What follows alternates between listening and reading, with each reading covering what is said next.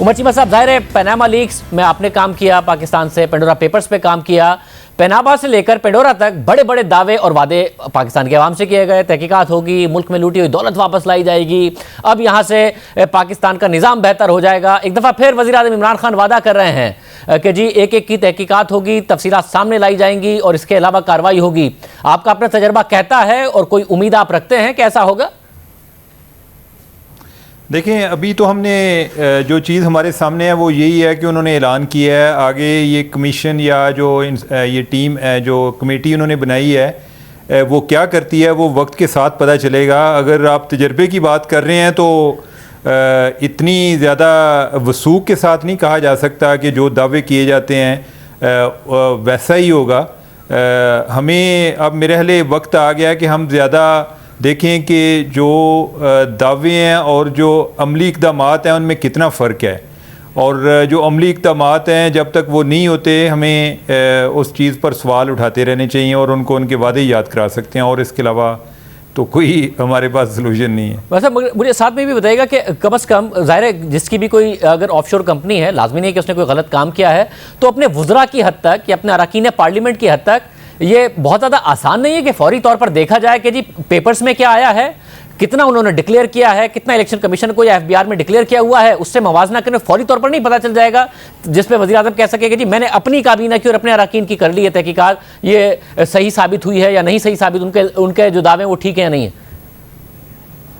ये बिल्कुल दुरुस्त है, बल्कि उसमें कुछ लोग तो ऐसे भी हैं जैसे वो खुसरो बख्तियार हैं, उनके हवाले से उन्हें नैब से भी रिपोर्ट लेनी चाहिए कि उन पर जो इंक्वायरी अप्रूव हुई है वो अभी तक क्यों नहीं चल रही। जो फैसल वाडा साहब के हवाले से जो मसाइल चल रहे हैं उनका उन्हें नोटिस लेना चाहिए, और ये कोई नए नहीं हैं, पुराने चल रहे हैं। अभी तो चूँकि ये एक इंटरनेशनल स्कैंडल है और लिहाजा यानी कि हमारी एक ओवरऑल हिस्ट्री है यानी कि मौजूदा गवर्नमेंट की भी कि जो एक नैरेटिव चल रहा हो वो चाहते हैं कि हम उसको ओन कर लें और हम कहें जी कि असल में पिछले 22 साल की हमारी भी यही जद्दोजहद है। तो उस हद तक तो ये चीज़ें हुई हैं। बाकी जो रिकॉर्ड कोई इतना कोई शानदार नहीं है, जो एहतसाब का अमल है वो बड़ा महदूद है और मुखालफिन तक ही नज़र आ रहा है, यानी कि वो ओवरऑल अक्रॉस दी बोर्ड या कि भाई यानी कि ये अगर तासर कायम किया जाता कि इस मामले में चाहे वो कोई अपना इत्तेहादी हो, चाहे अपनी जमात का बंदा हो या चाहे मुखालफिन है, सब के लिए एक म्यार होगा। पहले तो ऐसी चीज़ नहीं आई। आपकी बात दुरुस्त है कि उन्हें ये चीज़ें उनसे पहले कल की रिपोर्ट आई है और उन्हें ये चीज़ें कोई पता करते हुए ज़्यादा टाइम नहीं लगता। हाँ, यानी कि ये है कि वो कहते हैं कि मैं इब्तदाई तौर पर मेरी ये राय है, आगे हम इसकी फ़र्दर इन्वेस्टिगेशन करना चाहते हैं। उनका अपना मौक़िफ़ ये है यानी कि हम इसको फ़र्दर जो है डबल चेक करना चाहते हैं और उसके लिए हमने ये कमीशन बनाया है। वैसे मुझे साथ में बताइएगा, खुसरो बख्तियार के हवाले से भी आपने बात की, गालिबन जो तफसीलात थी वो आप ही की स्टोरी में रखी गई थी कि नैब किन किन मामलात की तहकीकात कर रहा है, कहाँ तक मामला पहुँचा, फिर वो नैब मुल्तान से नैब लाहौर मुंतकिल हो गया। कोई उस हवाले से कोई पेशरफ नहीं हुई है?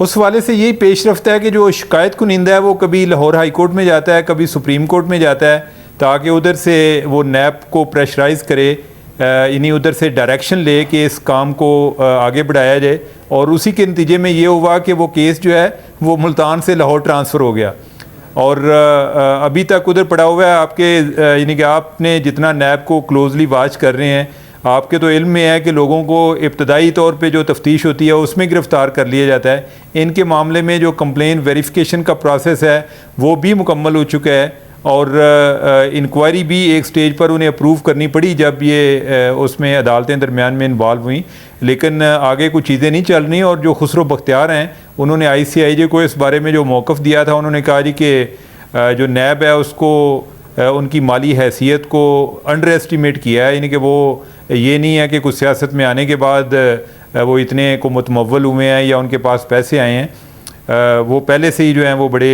एक जद्दी पुश्ती किस्म के अमीर आदमी हैं। और सर मुझे ये भी बताएगा कि पनामा पेपर्स जब आए तो जाहिर है किस तरीके से GIT बनी, किस तरीके से नवाज शरीफ के ख़िलाफ़ तहकीकात हुई, बतौर एक रिपोर्टर के जिसने उन पर काम किया था। आप कोई भी रिपोर्टर चाहेगा कि उसकी जो तहकीकाती रिपोर्ट है उस पर काम हो, मंतक की अंजाम तक चीज़ें पहुँचें, अगर किसी ने पैसा लूटा है वो वापस आए। ये हुकूमत आई तो हमने भी बार बार उनसे सवाल किया था कि इतने सारे नाम थे, बाकियों के खिलाफ तहकीकात होगी, तो ये कहते थे हाँ जी हमारे पास सारी इन्फॉर्मेशन है, बाकियों के खिलाफ भी तहकीकात होगी, पैसा वापस आएगा। फिर एमनेस्टी स्कीम्स भी आई, कुछ होता आपको दिखा या उसमें अभी भी कुछ हो सकता है, या वो चैप्टर अब क्लोज ही समझा जाए? शायद मैं तो बड़ी मायूसी भी होती है कि ओवरऑल हमारा एक बड़ा नी जर्क रिएक्शन होता है कि जब कोई चीज़ इस तरह की आती है हमें ऐसे लगता है जी कि जैसे इसके बारे में तो हमें पहले कुछ आइडिया नहीं था, अच्छा ये भी हो गया है, हम इस पर कुछ एक्शन लेंगे। कुछ 4 दिन गुजरते हैं, हमारे यहाँ जो एक बहरान से दूसरे दरमियान का फासला होता है उसमें कुछ शायद कोई कमेटी वगैरह बन जाती हैं, इससे ज़्यादा तो कुछ नहीं हो जाता। आप देख लें कि जो पहले अभी मौजूदा गवर्नमेंट में आकर ही कमीशन बने हैं वो किस मंतकी अंजाम तक पहुँचे हैं, कुछ ऐसा नहीं हुआ। हाँ, जो ये पेंडोरा पेपर्स आए हैं या इससे पहले पनामा आए, पैराडाइज आए, उससे यही है कि लोगों में इस बारे जो ऑफशोर का स्ट्रक्चर है और लोग किन किन मकासद के लिए उसको इस्तेमाल करते हैं, आगे की सतह तक चीज़ें हुई हैं। बाकी जो इसका कोई एक कानून की हुक्मरानी है या इनके एहतसाब का अमल है वो बड़ा सिलेक्टिव है, यानी कि वो एक मुखालफिन तक महदूद है।